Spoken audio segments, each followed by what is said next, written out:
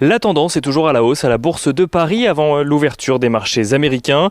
Marché américain attendu globalement stable à l'ouverture à l'issue de la journée d'hier où les indices américains ont touché de nouveaux plus hauts. Le Dow Jones gagnait 0,90% à 34 035 points. Le S&P 500 gagnait lui 1,11% à 4 170 points, tandis que le Nasdaq Composite gagnait 1,31% à 14 038 points.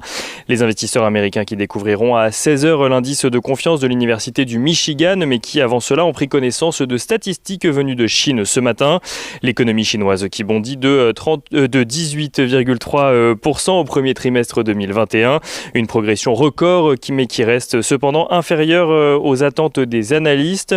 En ce qui concerne la production industrielle en Chine, toujours la tendance est similaire. Celle-ci rebondit de 14,1% au mois de mars, mais reste inférieure aux attentes des analystes qui en attendaient une croissance de 18%.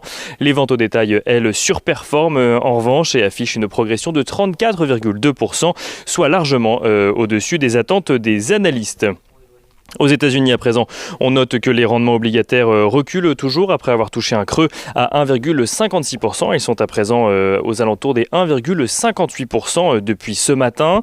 Du côté des valeurs à suivre à présent à Wall Street, on constate tout d'abord que Morgan Stanley, la dernière banque de la semaine à faire le point sur ses résultats trimestriels, annonce des résultats en forte hausse et supérieurs aux attentes. Morgan Stanley qui affiche un profit net de 4,1 milliards de dollars donc au premier trimestre 2021 contre 1,7 milliard de dollars un an plus tôt. Son bénéfice par action ajusté ressort à 2,22 dollars contre 1,68 attendu.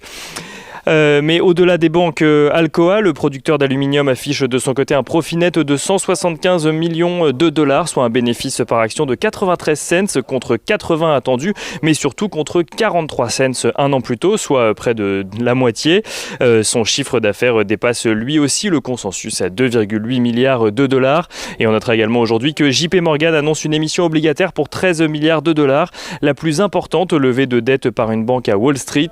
Selon Bloomberg, le carnet d'ordre atteint environ 26 milliards de dollars pour le moment.